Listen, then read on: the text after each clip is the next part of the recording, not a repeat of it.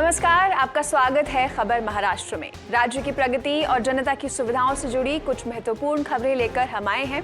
आइए देखते हैं आज की प्रमुख घटनाएं। स्विट्जरलैंड में दावोस समिट 2026 के लिए मुख्यमंत्री देवेंद्र फडणवीस गए हैं। स्विट्जरलैंड के ज्यूरिख में मुख्यमंत्री देवेंद्र फडणवीस का महाराष्ट्र की परंपरा अनुसार उत्साहपूर्ण स्वागत किया गया।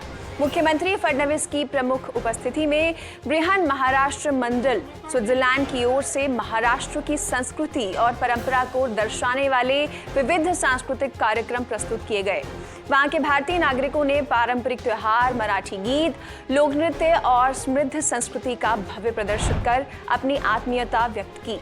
महाराष्ट्र के राज्य गीत की प्रस्तुति से ज्यूरिख का सभागार गूंज उठा।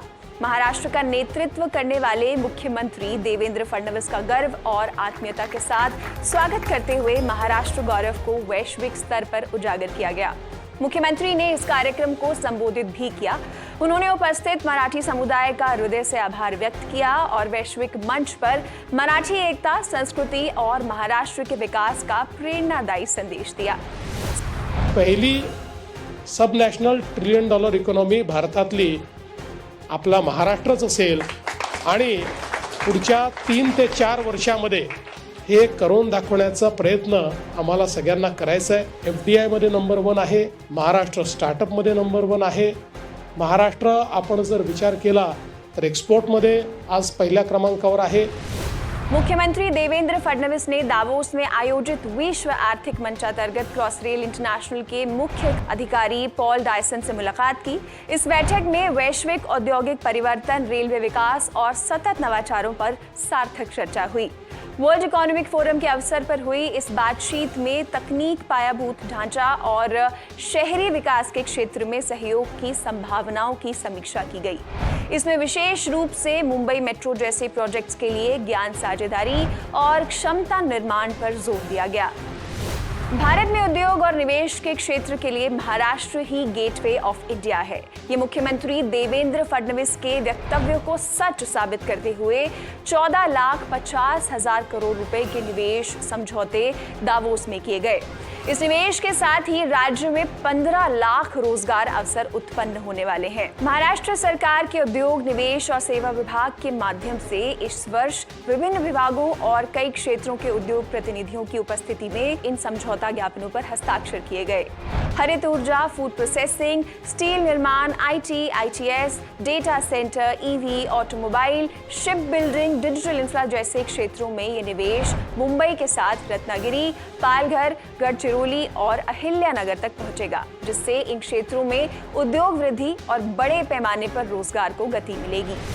महाराष्ट्र ने एशिया का सबसे बड़ा विकेंद्रीकृत सौर ऊर्जा कार्यक्रम सफलतापूर्वक लागू कर एक महत्वपूर्ण सफलता हासिल की है। इस कार्यक्रम के माध्यम से इस वर्ष के अंत तक लगभग 16 गीगावाट बिजली और ऊर्जा से उपलब्ध कराई जाएगी। ये जानकारी मुख्यमंत्री देवेंद्र फडणवीस ने दावोस में दी। वर्ल्ड इकोनॉमिक फोरम की वार्षिक बैठक के अवसर पर इंडिया पवेलियन में इंटरनेशनल सोलर अलायंस द्वारा आयोजित scaling solar energy where it matters सत्र में मुख्यमंत्री फडणवीस ने महाराष्ट्र के सौर ऊर्जा मॉडल दिखाया। मुख्यमंत्री ने रूफटॉप सोलर, सौर पंप, अरबों की बिजली लागत में हुई बचत, कार्बन उत्सर्जन में कमी और सौर ऊर्जा, बैटरी स्टोरेज और पंप स्टोरेज के माध्यम से भविष्य में राज्य और राष्ट्रीय बिजली ग्रिड को मजबूत करने की योजनाओं का विस्तृत विवरण किया। उन्होंने कहा कि महाराष्ट्र ने पिछले 10 साल से भी कम समय में ऊर्जा क्षेत्र का चेहरा मोहरा पूरी तरह से बदल दिया है। बारामती के कृषि विज्ञान केंद्र में 17 से 24 जनवरी तक आयोजित एग्रीकल्चर डेवलपमेंट ट्रस्ट द्वारा संचालित कृषिक 2026 इस भव्य कृषि प्रदर्शन का उद्घाटन हुआ। इस अवसर पर राज्य के उप मुख्यमंत्री अजीत पवार विशेष रूप से उपस्थित थे। महाराष्ट्र के विभिन्न जिलों से आए किसानों ने बड़ी संख्या में इसमें भाग लिया और प्रदर्शन की सराहना की।